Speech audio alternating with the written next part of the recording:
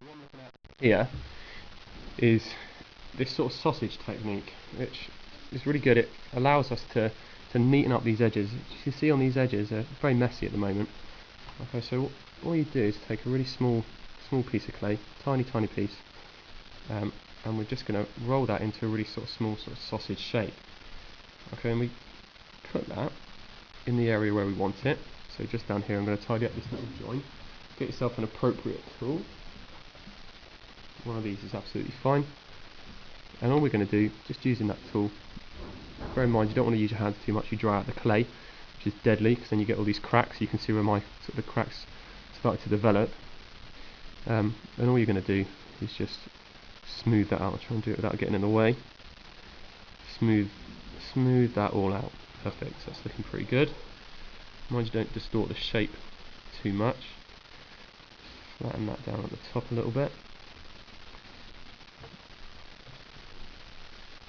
There we go. So what we've now got is a really lovely smooth edge. Okay, there's no evidence of a join on this flat edge here.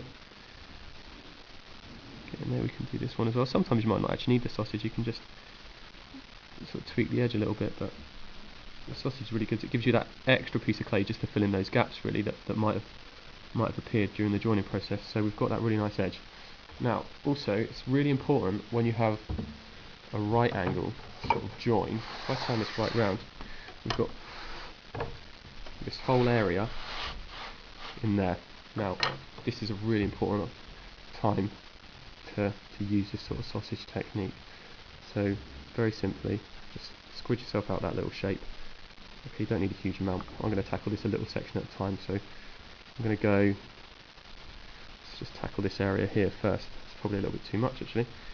Put that in there, squeeze that in there. Got my tool again, same tool as before, and I'm just going to squeeze that in and just push that up and bring it down as well. So I'm going up and down, smooth it out. Really nice and neat. This is not a process to be rushed, because this is your final piece. This is, you know, the bit you built up to, all your drawings, all your sketches. This is where you've come to, I'm sure, and you know, this is no time to start rushing and I'll do a quick fix. You know, there's no such thing as a quick fix there. It is time consuming, and I've got a lot of edges to do, but I know it'll be worth it because I'm going to get a really nice, really accurately smooth final product rather than rushed with dodgy edges and all that sort of stuff. So smooth those out.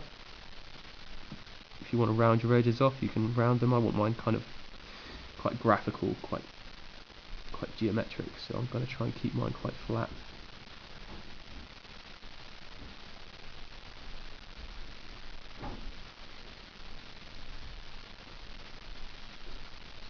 There we go.